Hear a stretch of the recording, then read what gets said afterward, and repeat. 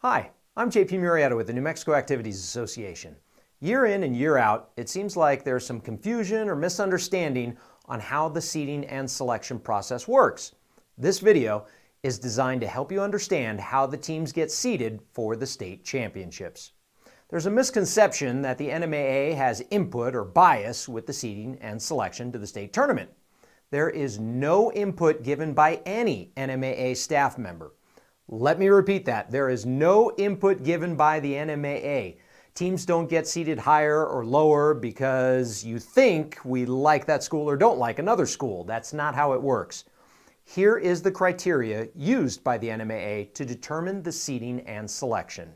This criteria was voted on by the member schools. We look at a team's finish in regular season district play. We make head-to-head comparisons against schools. We look at wins against district champions regardless of class. A team's overall record, or rather their win percentage, is another element of criteria, as well as the school's max preps ranking. The final criteria is member school input, or a coach's form submitted to the NMAA before the seeding process begins.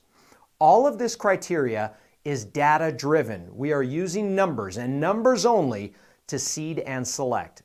Not one of the criteria is more important than another. For example, head-to-head does not weigh more in determining a seed than overall record. If there is a tie between two schools with criteria points, then head-to-head will be used. If there's no head-to-head competition or the head-to-head is tied, then the max preps ranking will be used to break the tie.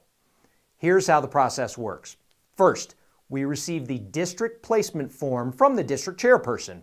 We get this form from every single district. The district chair will write down who finished first, second, third, etc. This is very important. In seeding and selection, a team cannot be seeded or selected in front of another team that finished above them in the district standings.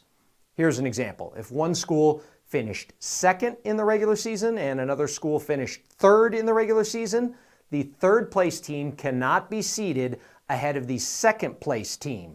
The member schools and commission and board of directors wanted to put importance on the district season. So you can't be seated above someone that finished higher.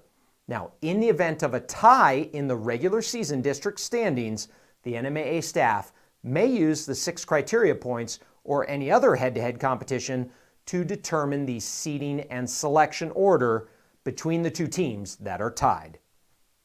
After we get the district placement forms, then we receive the school input forms. These are filled out from the coach from each school. We request them from every school, whether they think they will make the postseason or not. It's very important all coaches submit this form because it has an effect on seeding and selection. Once we get these forms, the votes are tabulated by putting them into a matrix or a spreadsheet that looks like this. All the teams are listed vertically and horizontally. Now, this is an example from the 2019 boys basketball seeding for Class 5A. Volcano Vista submitted their member school input form. They voted Las Cruces first, Volcano Vista second, Rio Rancho third, etc., etc. So Las Cruces gets 16 points, Volcano Vista gets 15 points, Rio Rancho gets 14 points, etc., etc., all the way down their rankings. The last team on a coach's input form would get 1 point. We go to another school that submitted their form.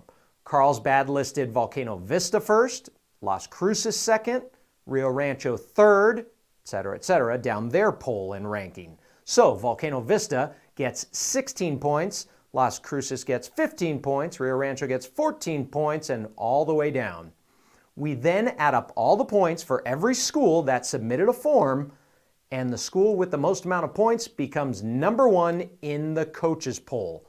The team with the second most points becomes number 2 in the coaches ranking.